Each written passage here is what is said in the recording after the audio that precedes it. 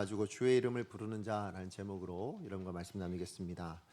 여러분 사도행전을 한번 전체적으로 읽어보신 분들은 사도행전이 행전이라는 말보다는 어쩌면 더 많은 또 다른 내용들이 기록되어 있다는 걸 알 수 있는데요. 특별히 사도행전은 참 많은 설교들이 기록되어져 있습니다.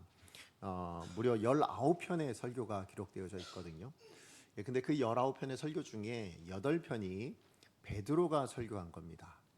그리고 야고보와 스데반이 각각 한 편씩 설교를 했고요. 그럼 이제 10편 했잖아요. 나머지 9편은 누가 있을까요? 여러분 잘 아시는 사도 바울이 나머지 9편의 설교를 하게 되었습니다. 자, 오늘 본문은 그 사도행전에 기록된 19편의 설교 중에 가장 첫 번째 나오는 설교입니다. 여러분 이 설교를 누가 하고 있습니까? 성경 읽으셨잖아요. 누가 이야기하고 있습니까?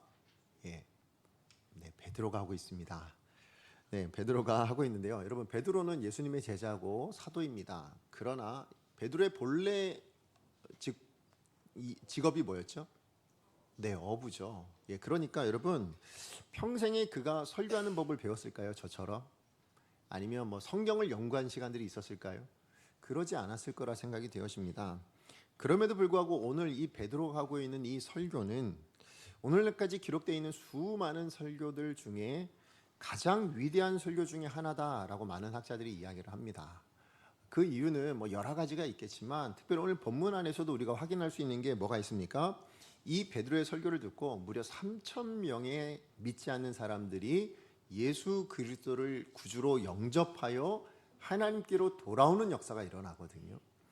물론 이 역사는, 이 위대한 역사는 성령님께서 인도해 주셔서 성령의 역사로 일어난 일이지만, 그러나 그 성령의 역사를 이루어내시는데 베드로의 설교를 사용하셨다. 베드로의 설교를 통하여서 그렇게 역사하셨다라는 건 분명하기 때문에 그렇습니다. 자, 그런데 이 위대한 베드로의 설교가 왜 시작되게 되었는가? 어떻게 시작하게 되었습니까? 우리 지난주에 나눴지만 오순절 성령 강림 사건이 일어났습니다. 근데 그 사건을 통하여서 일어난 현상이 뭐냐? 그 제자들과 120명의 성도들이 다 각기 외국어로 말을 하기 시작했는데 그 말의 내용이 뭐였어요? 하나님의 큰일이었다라고 제가 말씀을 드렸습니다. 자, 그런데 이때 이 위대한 일, 그때 일어난 그 현상을 바라보고 있던 주변의 유대인들의 반응이 두 가지였는데요. 어떤 반응이었냐? 그게 12절, 13절, 우리 지난주에 읽었던 말씀 마지막에 나오는데 우리 같이 한번 읽어보도록 하겠습니다. 시작. 다 놀라며 당황하여 서로 이르되 이 어찌 된 일이냐 하며 또 어떤 이들은 조롱하여 이르되 그들이 세술에 취하였다 하더라. 아멘. 지금 어떤 사람들은 뭐예요? 첫 번째는 놀라고 당황했다라고 이야기합니다. 그런가 하면 두 번째 부류의 사람들은 어떻게 했습니까? 조롱하였다라고 이야기를 하죠. 자, 그렇다면 여러분 이 사람들은 왜 어떤 사람은 놀라고 어떤 사람들은 조롱하게 되었을까요? 무엇 때문에 이 유대인들이, 그 주변에 있던 유대인들이 그 120명의 또 제자들의 모습을 보고 어떤 모습을 보고 무엇 때문에 지금 놀라기도 하고 조롱했느냐? 근데 여러분 여기서 한번 생각할 때 이들이 만약에 외국어를 했다, 그죠? 수많은 외국어들을 지금 이 120명의 사람들이 듣도 보도 못하던 이 어부 출신의 이 사람들이, 무식한 사람들이 외국어를 지금 하고 있어. 야, 우리 각양각색의 나라들의 말로 뭔가를 말하고 있어. 이 현상 때문에 만약에 놀라고 조롱했다라면 여러분 조롱은 말이 되지 않습니다. 그렇죠. 만약에 여기서 있는 우리 모두가 모여 있는데요, 우리가 외국어를 하기 시작했습니다. 영어, 중국어, 일본어, 스페인어, 각양각색의 말들을 만약 우리가 하고 있다. 그럼 여러분 조롱할 일은 없잖아요. 그렇죠. 조롱할 일이 아니라 우와 대단하다. 그냥 이 정도로 아마 이게 무슨 일이야 이게? 아마 이렇게 끝났을 것 같습니다. 자, 그러니까 여러분 단순히 외국어를 말하고 있는 그 방언을 말하고 있는 현상 때문에 지금 이 놀라기도 하고 아니면 조롱하기도 했다 이렇게 말할 수 없다라는 거예요. 자, 그렇다면 놀라기도 하고 또 어떤 사람들은 조롱하기도 한 무엇 때문에 그렇게 하게 되었느냐? 지금 이 제자들과 120명의 그 사람들의 모습 가운데, 그 현상 가운데 어떤 부분에서 지금 놀라기도 했고 조롱하기도 했느냐라는 것이죠. 그것은 다른 게 아니라 이 제자들과 120명의 성도들이 지금 외국어로 말을 했는데 그 외국어로 말하고 있다가 아니라 그들이 말한 내용 때문에 그렇습니다. 그들이 말한 내용이 뭐예요? 내용은 하나죠. 지금 각양각색의 말로 이야기를 하고 있는데 그 말하게 하시는 하나님의 뜻 하나를 그들이 말하고 있었거든요. 자, 그 내용이 뭐였습니까? 오늘 본문에서 보니까 하나님의 큰일이다 라고 이야기를 하고 있죠.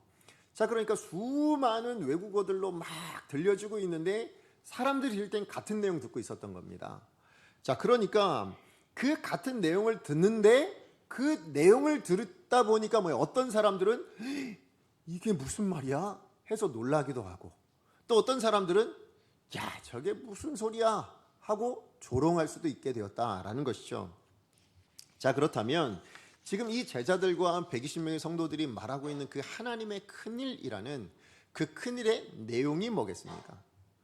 그 내용이 무엇이었길래 어떤 사람은 들었을 때 놀라고 어떤 사람은 들었을 때 조롱하게 되었냐라는 것이죠. 그것을 우리가 알려면 사실은 이 본문 우리가 읽고 있는 이 설교의 내용 전반적인 내용을 보면 되는데요. 사실 오늘 본문에 우리가 읽었던 내용은 그 베드로의 설교의 첫 번째 설교의 서론 정도에 해당이 되어집니다. 그리고 이제 다음 주에 우리가 살펴볼 내용이 이제 본론에 해당되어지는 내용인데요. 자, 근데 그 본론에 해당되는 내용의 핵심 주제가 뭐냐? 주제가 뭐였을 것 같으세요? 예수님이십니다. 예, 그 지금 베드로가 이야기하는 그 설교의 핵심 주제는 예수님이거든요. 다시 얘기하면 십자가에 달려 죽으신 그 예수가 바로 구약에서 모든 유대인들이 하나님의 말씀이라 믿고 공부하고 연구하고 그래서 깨닫게 되어진 그 하나님의 뜻들 안에 있는 그 약속된 메시아가 바로 예수님이시다. 그리고 그 메시아이신 예수님은 구약 성경의 말씀대로 죽으셨다가 다시 살아나셔서 지금 하늘로 승천하셨습니다. 이게 바로 하나님의 큰일에 해당되는 내용이었다라는 거예요. 다시 얘기하면 하나님의 큰일의 내용은 뭐냐? 우리에게 구원을 이루게 하신 복음이야말로, 이 복음이야말로 그 당시에 하나님의 원대한 계획이었잖아요. 이 세대, 우리 시대, 우리 역사를 향한 하나님의 가장 큰 계획이었단 말이에요. 우리를 구원하시고자 하는 그 구원의 역사를 이루어내신 그 복음의 내용, 그것이야말로 하나님의 큰일이었다. 지금 그 얘기를 하고 있다라는 것이죠. 그래서 베드로 설교의 결론이 뭐였냐? 여러분 2장 36절 말씀 우리 같이 한번 읽어보겠습니다. 시작. 그런즉 이스라엘 온 집은 확실히 알지니 너희가 십자가에 못 박은 이 예수를 하나님이 주와 그리스도가 되게 하셨느니라. 예, 이게 결론이에요. 다시 얘기하면 지금 하나님의 큰일의 내용이 뭐냐? 예수를 하나님이 주와 우리의 주인과 그리스도 메시아가 되게 하셨습니다. 지금 이 얘기가 하나님의 큰일의 내용이었단 말이죠. 자, 그러니까 이 하나님의 큰일, 이 복음이 지금 각양각색의 외국어로 지금 들려지고 있는 겁니다. 근데 이 각양각색의 외국어를 듣는 사람들의 주인공들은 다 누구예요? 디아스포라 유대인들이라고요. 유대인들이란 말이죠. 근데 이 유대인들에게 성령이 아직 임하지 않았어요. 예, 성령을 받지 못했단 말이죠. 자, 그러니까 그 얘기를 들었을 때에 어떤 사람은 놀란 겁니다. 진짜? 진짜 그랬다고? 야, 우리가 십자가에 못 박아 죽인 그 예수가 진짜 메시였단 말이야? 이렇게 놀라는가 하면 어떤 사람들은 뭡니까? 그게 말이 되니? 이런 얘기가 나오는 거예요. 그죠? 십자가에 달려 죽었잖아, 그 예수는. 근데 그가 메시아라는 게 말이 되냐고. 술 취하지 않고서야 맨정신으로 어떻게 그런 얘기를 할 수 있어? 라고 조롱할 수 있게 되었다라는 것입니다. 자, 그러니까 이렇게 조롱하는 또 놀라고 있는 그 수많은 사람들의 이야기를 들으면서 특별히 조롱하고 있는 그 복음에 대해서 받아들이지 않고 그 하나님의 큰일에 대해서 받아들이지 않고 조롱하고 있는 뭐로요? 니들 술 취하지 않고서는 말도 안 되는 얘기하고 있어. 미친 거 아니야? 약간 이런 반응인 거예요. 그런 반응을 하고 있는 이 유대인들을 향하여 누가 일어납니까? 베드로를 대표로 해서 11사도가 일어나서 그 위대한 첫 번째 설교를 시작하게 되어졌습니다. 근데 아까도 말씀드렸지만 오늘 우리가 읽은 본문은 그 설교의 서론입니다. 자, 그런데 이 서론에 대한 이야기의 핵심 주제는 뭐냐? 서론의 핵심 주제는 뭐냐면, 자, 지금 하나님의 큰일의 내용이 뭐냐가 아니라 뭐부터 얘기하고 있습니까? 우리 술 취한 거 아니야. 이 얘기부터 하고 있는 겁니다. 야, 니들이 지금 오해하고 있는 거 우리가 술 취했다고 무슨 얘기하는 거야? 술 취하는 게 아니야 라고 이야기하면서 뭐 얘기합니까? 구약 성경에서 약속하셨던 그 성령이 우리 가운데 오셨기 때문에 그래서 우리가 이런 일을 하고 있는 거야 라고 이야기하며 요엘서 2장의 말씀을 인용해서 지금 말씀해주고 있습니다. 여러분, 제가 이 본문의 내용을 사실 이제 한 주간 좀 묵상을 하면서 이걸 어떻게 설교해야 되나 고민을 하고 있었잖아요. 근데 문득 하나님께 저한테 주셨던 마음이 하나가 있었는데, 그게 뭐냐면 진짜 하나님의 큰일, 이 복음이 전파되어지는 곳에는 항상 세상에서 반대가 있구나, 이게 단순히 오늘날의 일만 아니구나라는 생각이 들었어요. 여러분, 복음을 증거해 보시는 우리 전도하시는 분들은 대부분 그렇죠. 전도를 하면 그래요? 그거 한번 믿어볼까요? 그래요? 그럼 한번 다녀볼까요? 이렇게 반응하던가요? 아니죠. 대부분의 사람들은 뭡니까? 너나 잘 믿으세요 거나 관심 없거나 아니면 그냥 비판하거나 조롱하거나, 이게 보통 일반적인 사람들의 모습입니다. 왜요? 아까도 제가 말씀드렸지만 성령을 받지 못했기 때문에, 그 마음 안에 성령이 없기 때문에요. 이 사람들은 복음을 하등 받을 이유가 없고 오늘 본문에 나오는 어떤 사람들처럼 조롱하게 되어집니다. 그게 무슨 말도 안 되는 얘기를 하냐, 이런 식으로 받아들인다라는 것이죠. 근데 또 한편에 하나님께 주셨던 마음이 하나 있었는데, 그게 뭐냐면 제가 그 마음 안에서는 조금 씁쓸한 마음이 좀 들었었는데, 그게 뭐냐면 여러분, 이런 어떻게 보면 복음에 대해서 증거했을 때 세상 사람들이 반대하고 조롱하는 이유가 진짜 복음 때문이라면, 그죠? 그렇다면 우리는 그 조롱하는 것에 대해서 당연히 여기시면 됩니다. 그죠? 그럴 당연하지. 복음을 증거했을 땐 당연히 이렇게 사람들이 반대하게 돼 있어 라고 받아들일 수 있지만, 실상 오늘날 우리가 복음을 증거할 때 복음 때문에 우리를 비난하거나 조롱하기보다는 주로 무엇 때문에 저희들에 대해서 비판하거나 조롱합니까? 우리들의 삶이죠. 그들에게 보여지는 우리들의 모습이 전혀 복음에 합당한 모습으로 안 보이거든요. 그리스도인으로 잘 비춰지질 않아요. 니들은 뭐 우리랑 별것 없네, 다르지 않아. 심지어 뭐예요? 우리들보다 못하게 사는 것 같아. 이것들로 사실은 우리를 비판하거나 조롱할 때가 훨씬 더 많죠. 그렇기 때문에 사실 그들의 조롱, 오늘 이 시대에 우리 교회를 향해서, 성도들을 향해서 이야기하고 있는 세상 사람들의 이야기를 들어보면 사실 별로 이렇게 할 말이 없는 것 같아요. 반박할 수 있을 만한 말이 그렇게 있지는 않습니다. 하지만 분명한 건 뭐냐면, 여러분, 우리가 살아가는 이 시대에 복음에 대해서, 아니면 우리가 믿는 이 기독교에 대해서, 하나님에 대해서, 예수님에 대해서 세상이 인정하지 않는다라는 건 분명한 겁니다. 세상은 항상 우리 가지고 있는 이 신앙에 대해서 반대하는 것이 분명하다라는 것이죠. 그렇기 때문에 오늘 이 때를 살아가고 있는 저와 여러분, 어떤 때요? 복음을 받아들이지 않는 세대. 사실 그거는 오늘 이 시대만이 아니라 초대 교회 때부터 지금까지 계속 이어지는 세상의 모습입니다. 그런 세상 가운데 우리는 매일매일을 살아가야 되는 거죠. 자, 그렇다면 그런 세상을 살아내야 될 우리는 그럼 어떻게 살아야 될까? 어떤 삶의 태도로 살아내야 되는가? 우리가 진짜 하나님의 사람이고 우리가 정말로 복음의 사람이라면, 우리가 정말 그리스도인이라면 이 우리를 반대하고 복음을 반대하는 이 세상 안에서 우리는 어떻게 살아가야 될 것인가? 그 삶의 태도를 오늘 본문에 나오는 우리 첫 번째 우리 믿음의 선배들을 통하여서 좀 한번 살펴볼 수 있었으면 좋겠다라고 생각이 되어집니다. 그래서 이거를 두 가지로 좀 여러분과 나누기 원하는데요. 가장 첫 번째, 우리가 이 시대를 살아갈 때 우리가 붙들어야 될 삶의 태도는 뭐냐? 우리가 견지해야 될 삶의 태도는 뭐냐? 첫 번째는 일상의 삶 속에서도 성령의 충만함을 간구해야 된다라는 겁니다. 그래야 우리가 하나님의 말씀을 붙들고 살아갈 수 있고, 그래야 담대하게 세상 사람들 앞에서도 성도답게 성도로서 살아갈 수 있게 된다라는 것입니다. 여러분, 오늘 오순절 성령 강림 사건으로 인해서 지금 하나님의 큰 일을 선포하게 되었습니다. 누가요? 제자들과 120명의 사람들이요. 자, 근데 그들의 모습을 보고 세상 사람들은 뭐 했다고요? 니들 술 취한 거 아니야? 라고 조롱하고 있었단 말이죠. 자, 그런데 그들의 이야기를 듣자 지금 이 베드로와 그 11사도들이 어떻게 했다고요? 뭐 하고 있습니까? 대본에 일어서서 뭐 하고 있어요? 설교를 시작했다라는 겁니다. 자, 우리 14절 말씀 같이 한번 읽어보겠습니다. 시작.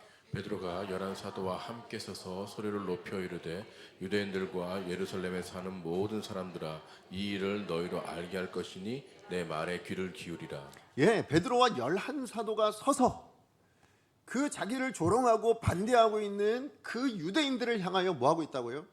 설교를 시작했대요. 예, 정말 하나님의 말씀을 증거하는 사람들로 변화된 겁니다. 왜 제가 변화라고 얘기하면 이 사람들이요, 여러분 50일 전만 해도 어떤 사람들이었어요? 여러분 불과 50일 전만 해도요, 예수님이 십자가에 달려 죽으신 그 일로 인해서 다 뭐 했어요? 도망갔다고요. 예, 다 자기들이 피해를 당할까봐, 죽을까봐, 그래서 다 도망갔다고요. 게다가 베드로는 어땠습니까? 예수님을 저주하며 욕하며 3번이나 부인했던 바로 그 사람들이었다고요. 그런데 그 사람들이 50일이 지난 이 순간에 지금 자기들을 조롱하고 있습니다. 비난하고 있습니다. 그런 유대인들을 향하여서 당당하게 일어서서 자기들을 변화하는 게 아니라 예수를 증거하고 있어요. 어떻게 이런 삶의 변화가 나타났을까요?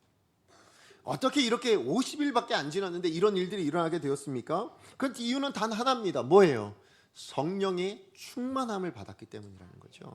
예, 맞아요. 성령에 충만했기 때문에, 여러분 그래서 예수님께서 말씀하셨던 사도행전 1장 8절의 역사가 일어난 겁니다. 우리 1장 8절 말씀 같이 한번 읽어볼까요? 시작.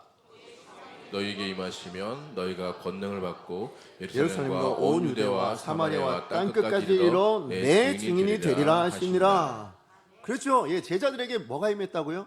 성령이 너에게 임하시면, 예, 성령이 임했습니다. 성령이 임했더니 그들에게 어떤 역사가 일어납니까? 성령의 권능이 주어졌습니다. 근데 그 권능이 어떤 권능이에요? 내 증인되는 권능이라는 거예요.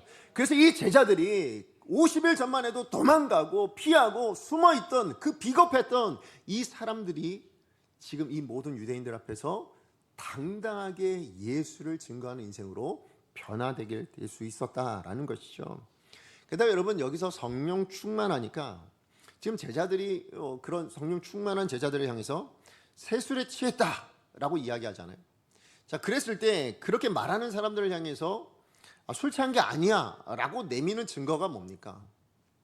보통 여러분이 술 취하지 않았다라고 하면, 여러분 예를 들어 우리 남편분들 바깥에 나가셨다가 들어오시는데 아내들이 당신 술 먹은 거 아니야? 라고 한다면 여러분 어떻게 하시겠어요? 어떻게 하십니까? 당장 냄새 맡아봐. 그죠? 뭐 아니면 뭐 어디서 이렇게 있다가 뭐 집에서 술 마신 거 아니야? 그럼 뭐 하는 거예요? 찾아봐 어디 술병이 있나? 이러겠죠. 보통 일반적으로는 그럴 거 아니에요. 그렇게 해서 내가 술 취하지 않았다를 증거할 거 아닙니까? 근데 지금 제자들은 그렇게 말하고 있지 않아요. 그렇죠. 우리가 술 냄새를 맡아봐라, 아니면 어디 봐봐봐 술병이 어디 있나, 이렇게 말하지 않습니다. 그들이 내밀고 있는 증거가 뭡니까? 뭘 보니까 하나님의 말씀이죠. 요엘서 2장에 하나님의 말씀으로 그들의 반응에 대하여 대응하고 있는 것을 보게 되어집니다. 여러분 우리가 이 땅을 살아가면서 우리들도요 숱하게 이런저런 여러 가지 문제들을 만나는데, 그런 이런저런 여러 가지 문제들을 만날 때마다, 아니면 어떤 어려운 일들을 만나거나, 아니면 세상 사람들로부터 어떤 비판을 받거나, 이런 일들이 일어날 수 있잖아요.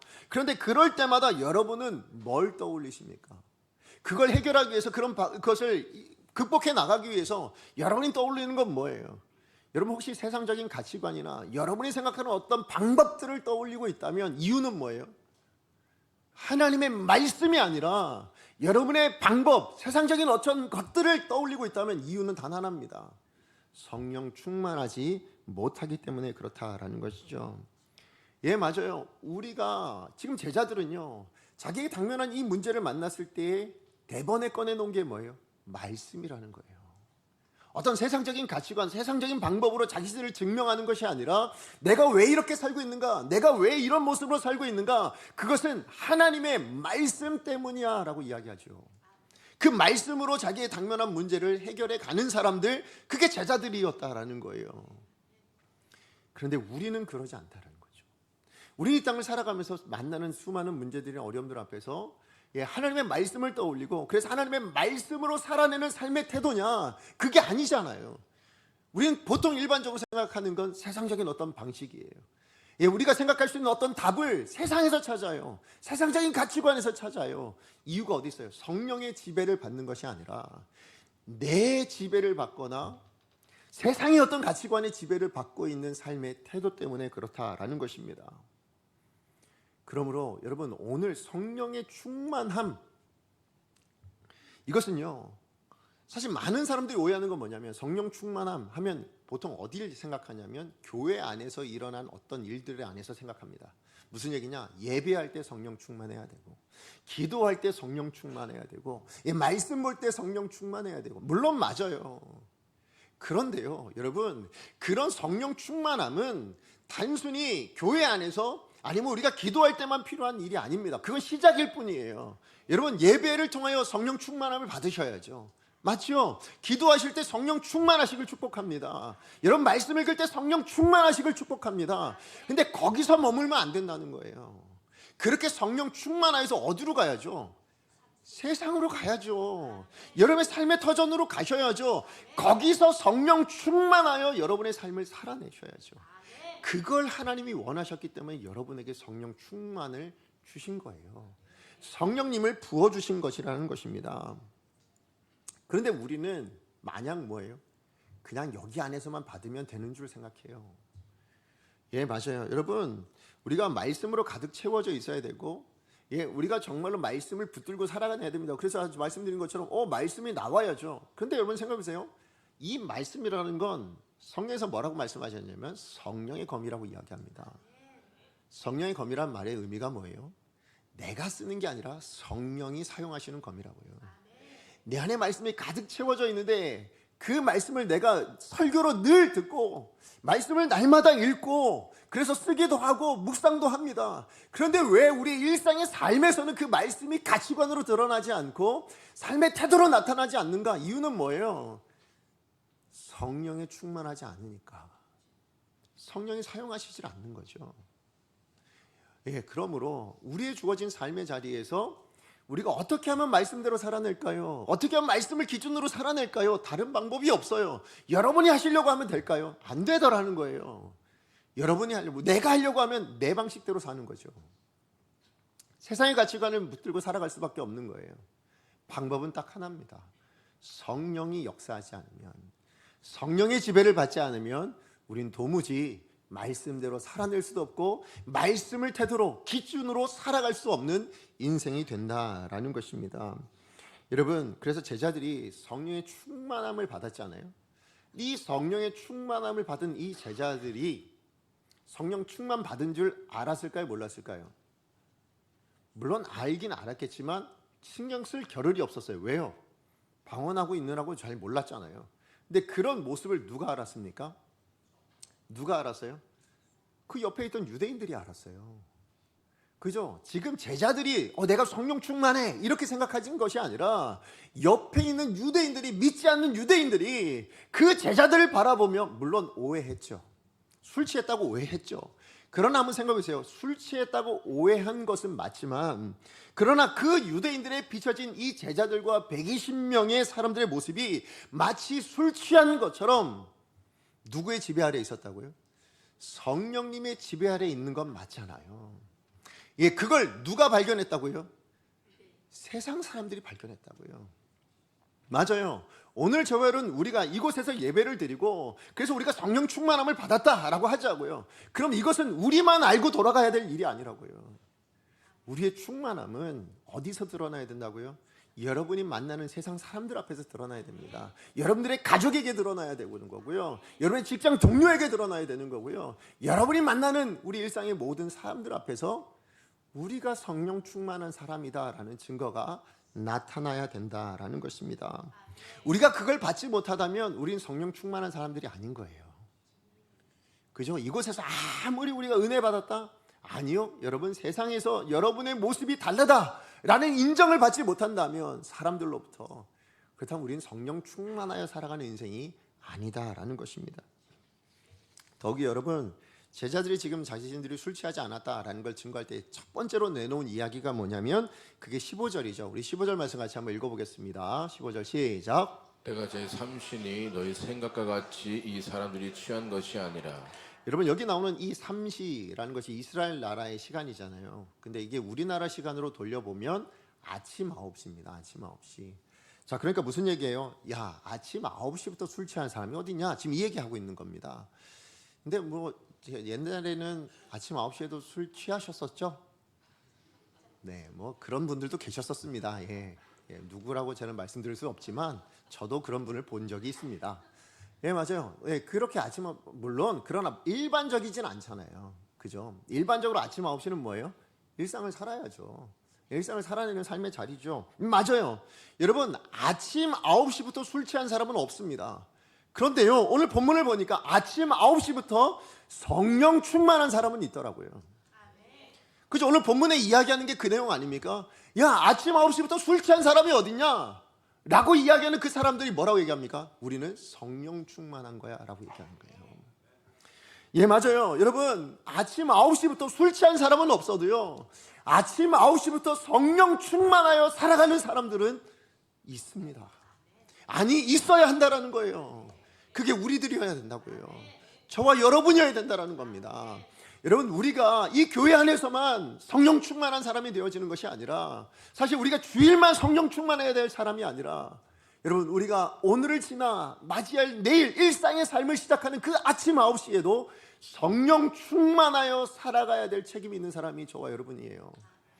우리가 만나는 수많은 사람들 앞에서 너희들은 왜 그렇게 살아가니? 라고 얘기할 때 우리가 다른 것이 아니라 성령으로 충만해서, 그래서 우리가 이렇게 사는 거야 라는 삶을 보여줄 수 있는 그 시작을 위하여 우리는 우리의 주어진 일상에서 성령 충만함, 그 아침 9시에도 성령 충만해야 된다고요. 여러분, 내일 아침 또 일상을 시작하시겠죠. 우리 학생들은 학교에서, 아니면 여러분은 직장에서, 어쩌면 가정에서 그렇게 아침 9시를 시작하실 겁니다. 월요일 아침 9시를. 근데 그 아침 9시에 여러분의 마음은 무엇으로 가득 채워져 있겠습니까? 우리가 하나님의 사람이라면, 우리가 구원받은 사람들이라면, 우리 안에 계신 성령님이 계신 분들이라면 우리는 성령의 충만함 가운데 아침 9시를 맞이할 수 있어야 될 줄로 믿습니다. 그리할 때 우리가 진짜로 그리스도인으로 살죠. 그래야 우리가 정말 하나님의 사람답게 살아내겠죠. 그래야 우리의 삶의 모습 안에 말씀이 드러나겠죠. 성도로서의 모습이 드러날 수 있다라는 것입니다. 하나님께서 성령을 우리 가운데 주신 이유가 어디 있을까요? 단순히 예배 때 은혜 받으라고요? 여러분, 기도할 때 기도 잘하라고요? 말씀 읽을 때 잘 분별하라고요? 예, 물론 맞지요.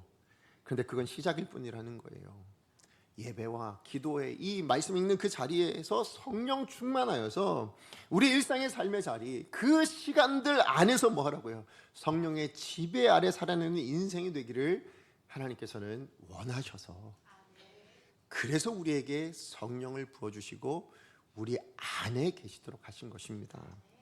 그러므로 그 우리 안에 계신 성령을 통하여서 하나님께서 원하시는 건, 너희들은 세상과 다르다, 우리는 세상과 다른 인생을 삽니다를 누구로부터 인정받아야 된다고요?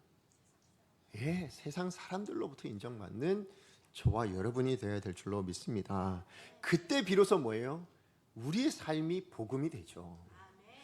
우리의 삶이 예수 그리스도를 증거하는 인생이 되어질 수 있는 겁니다.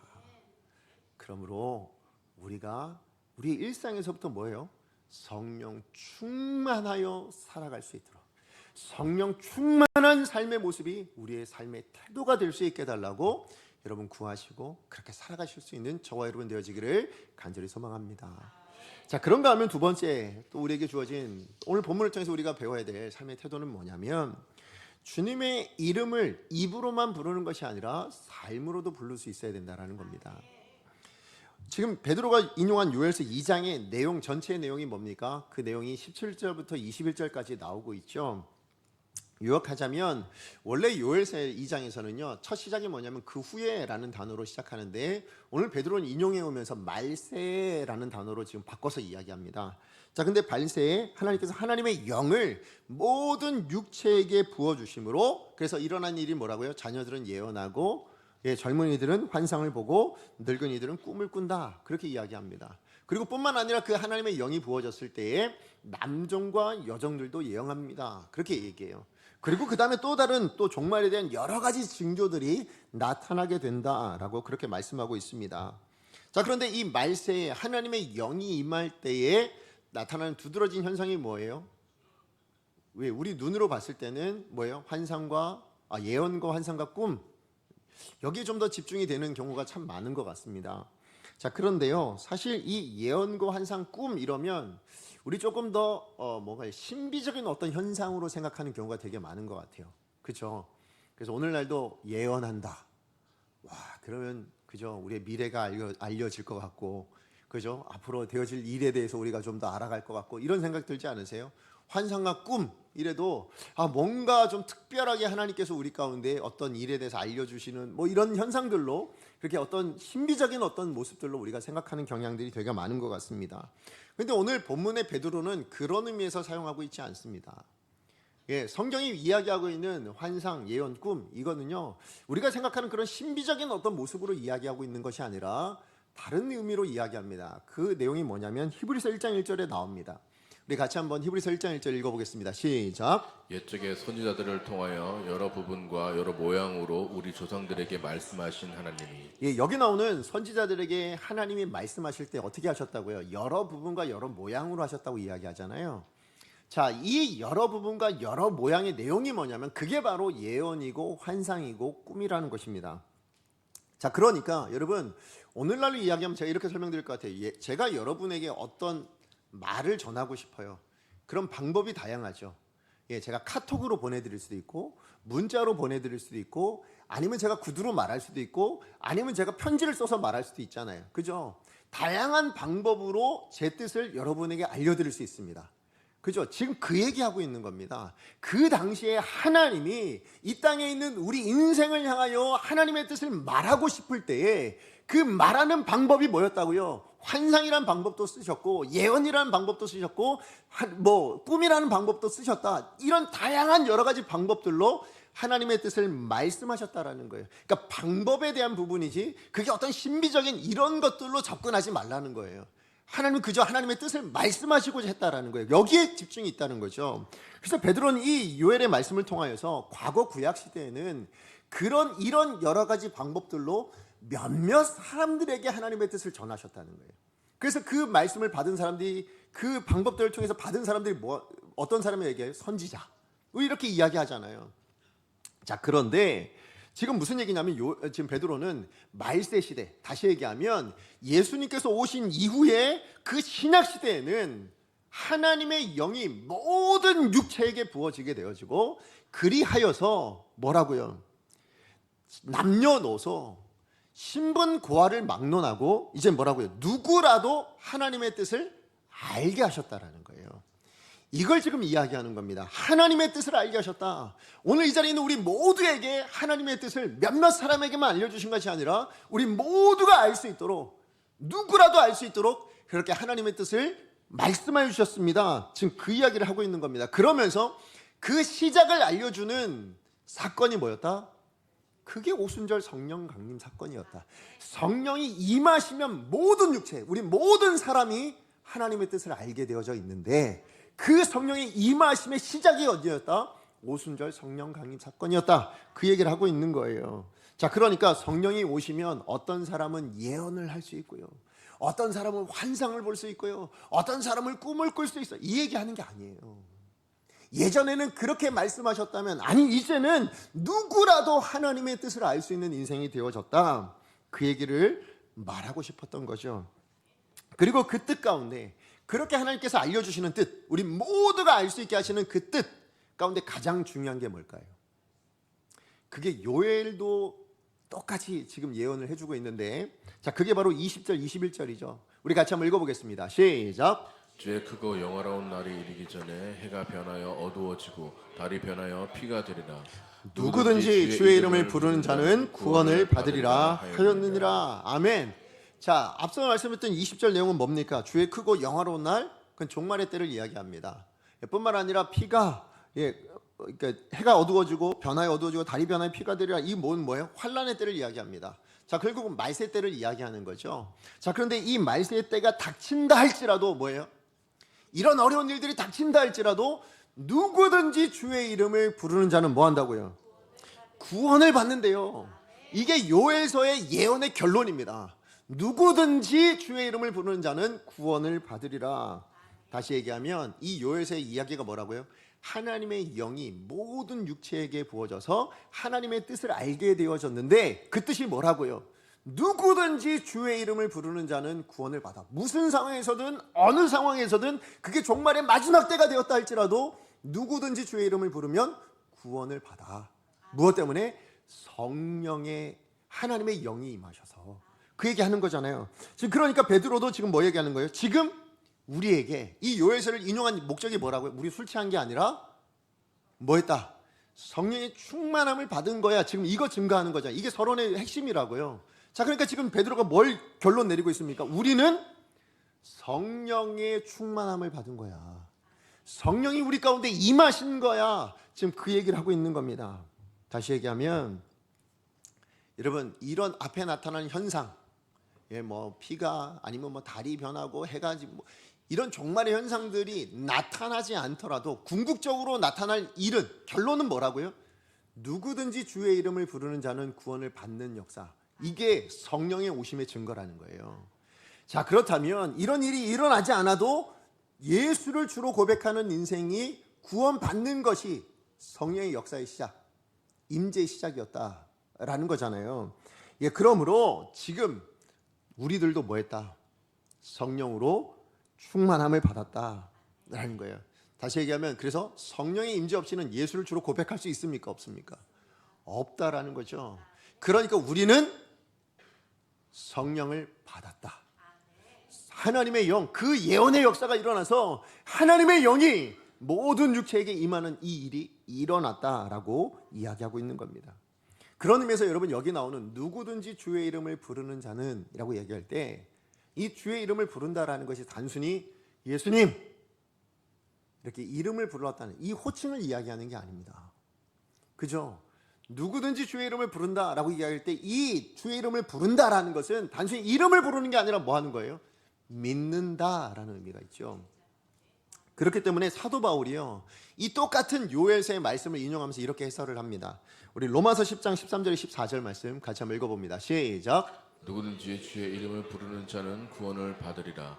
그런즉 그들이 믿지 아니하는 이를 어찌 부르리요? 네, 똑같은 말씀을 인용하면서 그 다음에 뭐라고 얘기합니까? 그런즉 그들이 믿지 아니하는 이를 어찌 부르리요? 다시 얘기하면 부른다라는 건 어떤 의미가 담겼다? 믿는다. 누구를요? 예수를, 주님을 믿습니다. 이걸 고백하는 것이 바로 부른다에 담겨져 있는 의미라는 것입니다. 그래서 예수님께서도 말씀하셨어요. 뭐요? 이렇게 부르는 자, 그래서 그 예수를 구주로 고백하는 자는 어떻게 된다? 영생을 받는다. 그게 요한복음 3장 16절이잖아요. 우리 같이 한번 암송 다 하시죠? 같이 한번 암송 못하시는 분들은 보시면서 읽으시면 좋겠습니다. 같이 한번 읽어봅니다. 시작. 하나님이 세상을 이처럼 사랑하사 독생자를 주셨으니 이는 그를 믿는 자마다 멸망하지 않고 영생을 얻게 하려 하시니라. 아멘. 이게 뭐예요? 복음이잖아요. 그러므로 누구든지 주의 이름을 부르는 자는 구원을 얻으리라. 이것은 복음의 핵심인 줄로 믿습니다. 왜요? 누구든지 주의 이름을 부르면 구원받는다라는 거예요. 주의 이름을 부르는 자들 중에 어떤 사람만 선택해가지고 만약에 하나님이 구원받게 하신다면 우리는 어쩌면 이 자리에 없죠. 그죠? 만약에 어떤 사람이라는 그 조건이 달려 있었다면 그러면 어떤 탁월함 아니면 어떤 조건, 이게 없는 우리들은 어떻게 끝났을까요? 영원한 형벌로 끝났겠죠. 죽음으로 우리 인생이 끝났을 겁니다. 그런데 오늘 본문의 말씀 뭐라고 얘기합니까? 누구든지 주의 이름을 부르는 자는 구원을 받으리라. 이것이야말로 복음이죠. 그렇다면 여러분에게 묻겠습니다. 여러분은 구원 받으셨습니까? 우리 모두는 예수님의 이름을 부르지 않고는 죄에서 구원받을 수 없는 사람인 줄 알아서, 그래서 예수를 구주로 고백한 인생인 줄로 믿습니다. 그런데 제가 다시 한번 말씀드리지만 부른다라는 것이 단순히 호칭이 아니라고요. 그죠? 단순히 호칭이 아니라 뭐라고요? 믿는 거라고 말씀을 드렸잖아요. 믿는다라는 게 뭐예요? 주님을 신뢰한다. 믿는다라는 게 뭡니까? 주님을 의지합니다. 이거죠. 그렇기 때문에 여러분, 우리가 구원받은 지금 이후에도 뭐예요? 예수님의 이름을 부르잖아요. 그죠? 단순히 예수님 부르시는 이유가 그냥 예수님 이름 부르는 거예요? 아니죠. 예수님을 믿기 때문에 부르죠. 예수님을 의지하여 부르는 거 아니겠습니까? 맞아요. 우리 삶 안에 여전히 예수 믿어도 이런저런 여러 가지 문제들이 닥칠 때에 우리의 죄악의 모든 문제도 이 죽음도 해결해 주신 하나님의 능력이, 그 예수 그리스도의 십자가의 능력이 우리의 문제들도 해결해 주실 수 있는 줄 알고 우린 여전히 주의 이름을 부르는 자가 되는 줄로 믿습니다. 그러므로 주의 이름을 부른다라는 건요, 단순히 호칭을 이야기하는 게 아니라 우리의 삶의 태도여야 된다고요. 다시 얘기하면 입술로만 주의 이름을 부르는 자가 아니라 우리의 삶으로도 주의 이름을 부르는 자가 되어지는 것, 이것이야말로 진정한 그리스도인의 모습이 된다라는 것입니다. 그래서 우리를 사람들이 뭐라고 불러요? 그리스도인이라 불러요. 그리스도인의 의미가 뭡니까? 그리스도를 따라가는 사람, 그리스도를 쫓아가는 사람, 그리스도를 믿고 의지하여 살아가는 사람이죠. 단순히 예수님 부른다고 해서 그리스도인이라고 얘기하지 않아요. 그러므로 오늘 저와 여러분, 우리는 이 땅을 살아가는 동안 우리의 삶의 태도는 어때야 되는가? 여러분, 단순히 예수님이라는 그 입술로 고백하는 것으로 우리 구원받았지만, 그러나 그것으로 끝나면 안 된다는 거예요. 그것이 우리의 삶의 태도가 되어야 된다는 거예요. 주의 이름을 부릅니다. 주님을 의지합니다. 주님을 믿습니다. 이것이 우리의 삶의 태도가 되어서 우리에게 주어진 매일매일을 살아낼 수 있어야 된다라는 것입니다. 그 일을 위하여 우리 가운데 보내신 분이 누구라고요? 성령님이라고요. 그 성령님이 오셔서 먼저 우리 입술로 주를 부르게 하셨어요. 그래서 누구든지 주의 이름을 부르는 자는 구원을 얻도록 해주셨다고요. 그래서 우리가 구원받았습니다. 그런데 그렇게 구원받게 하신 성령님은 여전히 우리 안에 계셔서 뭐 하는 거라고요? 입술만이 아니라 이젠 우리의 삶으로도 그것을 고백할 수 있는 인생 되라고, 그렇게 우리를 돕고 계신 줄로 믿습니다. 그렇게 우리 안에 역사하여 주신 줄로 믿습니다. 그렇기 때문에 우리의 삶으로 드러내야 될 것은 뭐예요? 내가 아니어야 합니다. 내가 온전하다, 내가 잘났다를 드러내야 될 것이 아닙니다. 우린 연약할 수 있고 우리는 모자랄 수 있습니다. 차라리 그게 드러나는 게 낫습니다. 그리고는 예수가 드러나시면 됩니다. 나의 연약함이, 나의 부족함을 통해서 예수가 드러나고 예수의 향기가 나타나고 예수의 냄새가 나타나는 인생이 되어진다면 그게 진정한 그리스도인 아니냐는 거예요. 그래서 이런 역사를 살아내는 사람들을 향하여 그런 인생들을 바라보며 세상 사람들이 나타낼 반응이 뭘 것 같으세요? 그게 오늘 본문은 우리가 읽지 않았지만 2장 37절에 나와요. 우리 같이 한번 읽어보겠습니다. 시작. 그들이 이 말을 듣고 마음에 찔려 베드로와 다른 사도들에게 물어 이르되 형제들아 우리가 어찌할꼬 하는거늘. 네, 성령 충만하여 살아냈던 그 사람들의 삶의 모습을 보고 지금 이 사람들이 뭐라고 합니까? 우리는 어찌해야 되니? 그럼 우리는 어떻게 살아야 되니? 그 이야기가 나온다고요. 근데 우리는 이런 질문을 듣지 못하죠. 니들 꼬라지를 봐라 라고 오히려 조롱하거나 비난하거나 이런 이야기를 들을 때가 훨씬 더 많더라는 거예요. 여러분, 우리도 성령 충만하여 그래서 예수의 이름을 부르는 삶을 통하여서 우리의 삶의 모습들을 통하여 예수의 향기가 드러나고 예수의 냄새가 드러나는 것들을 통하여서 세상 사람들로부터 이런 질문을 들어야 되지 않겠습니까? 우리는 어떻게 살아야 되겠니? 나는 어떻게 살았으면 좋을까? 너는 알 것 같은데, 너라면 대답해 줄 수 있을 것 같은데 라는 이야기를 들을 수 있는 오늘 저와 여러분 되어지기를 간절히 소망합니다. 그러려면 다르게 살아야죠.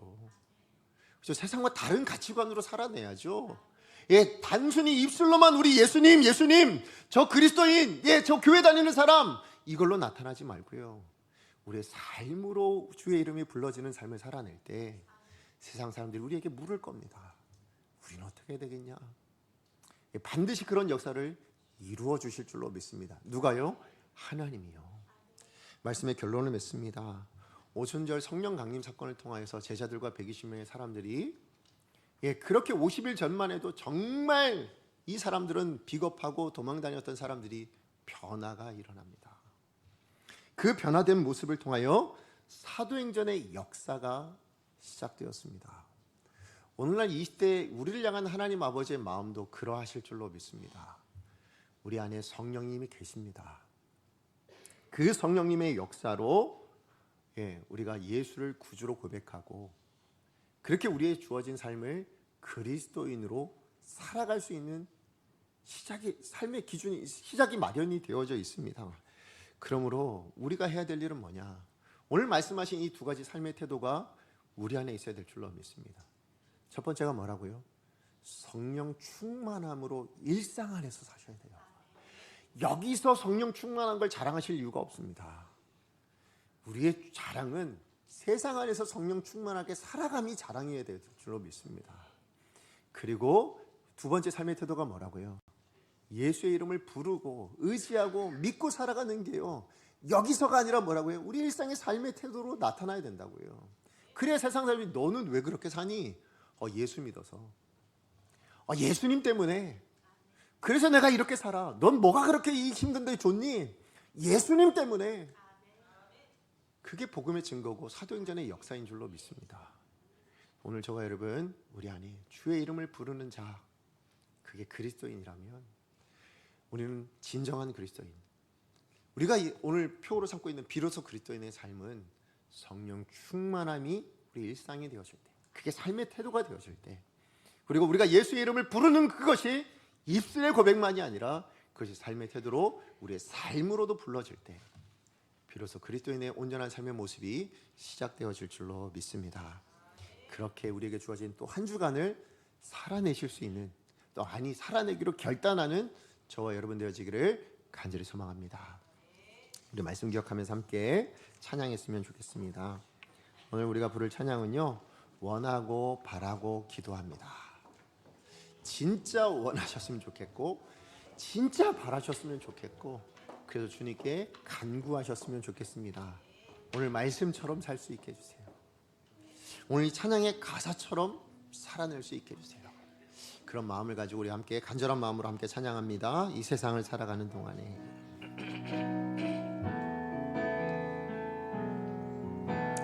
이 세상을 살아가는 동안에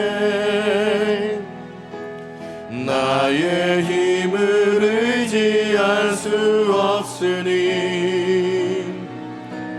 기도하고 낙심하지 말 것은 주께서 참 소망이 되심이라. 주의 길을 걸어가는 동안에, 주의 길을 걸어가는 동안에 세상에 것 의지할 수 없어서, 세상에 것 의지할 수 없으니 감사하고 낙심하지 말 것은, 감사하고 낙심하지 말 것은 주께서 참 기쁨이 되심이라. 우리 믿음으로 고백합니다. 하나님의 꿈이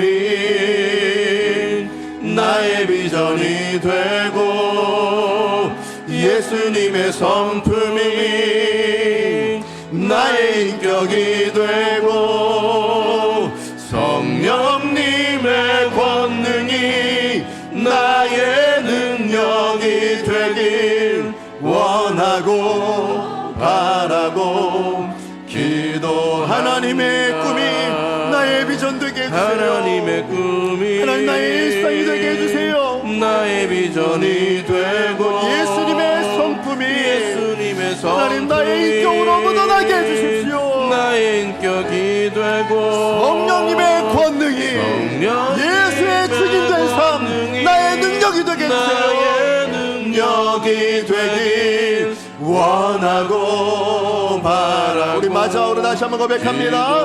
하나님의 꿈이 나의 비전 되길 원합니다. 간절히 원합니다. 주님, 나의 비전이 되고 예수님의 성품이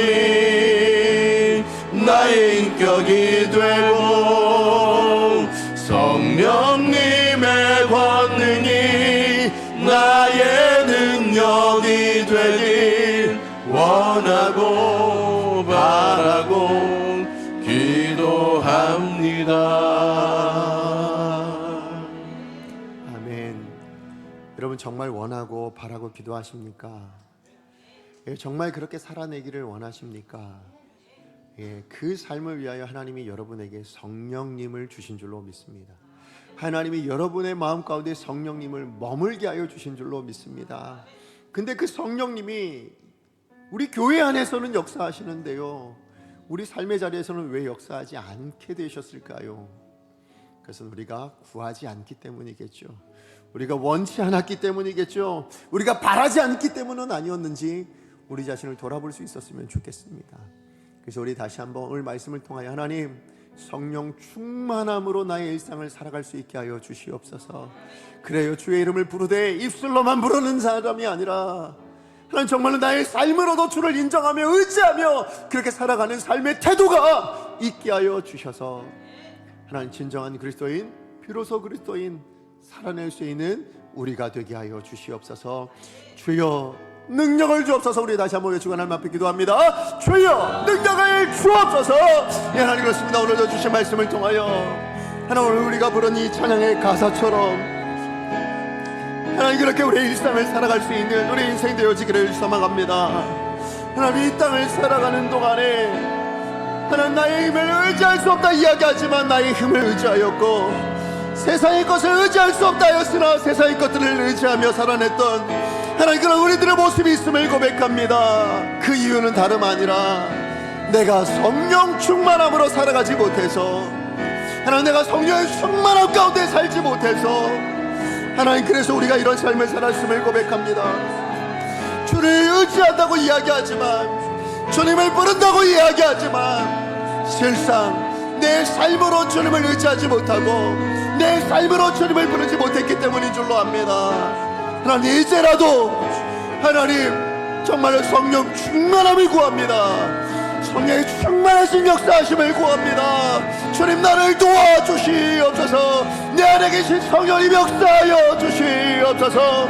뿐만 아니라 주의 이름을 부르겠습니다. 주님을 의지하겠습니다. 그래서 하나님 내 일상이 삶이 예수의 증인으로 살아갈 수 있도록 그래서 하나님의 꿈을 이루어낼 수 있게 하여 주시옵시고 예수님의 성품이 나의 인격으로 드러날 수 있게 하여 주시옵시고 주의 권능으로 성령님이 주신 그 권능으로 능력으로 하나님 예수의 증인된 삶을 살아낼 수 있는 내 증인이 되리라 말씀하셨던 그 삶을 온전히 살아내므로 하나님 우리 모두가 세상 사람들 앞에서 그리스도인이라 진정한 그리스도인 비로소 그리스도인이라 하나님 그렇게 인정받을 수 있는 우리 강사의 모든 성도들이 되어질 수 있도록 주님 축복하여 주시옵소서.